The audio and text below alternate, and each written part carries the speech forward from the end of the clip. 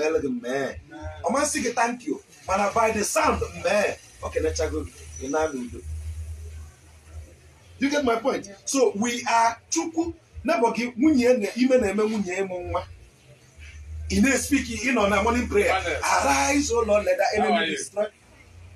O nwere moto mana nke nwere moto nebo gị na-akụrụ gị aka mmemeke na-achọ ịmụ nwa o arise o Lord let the enemy kedu ihe mfọ na arise Lord so chukwu arise chako the only thing ihe eji gosi na chukwu arise go bụ ịgbapụta ọsọ megịnị welu moto a megịnị uche nwaanyị ụlọ ọgwụ ọmụ nwa chukwu arise go na ndụ gị because any day you have the phone one you will tell yourself I contributed to this in existence the fulfillment.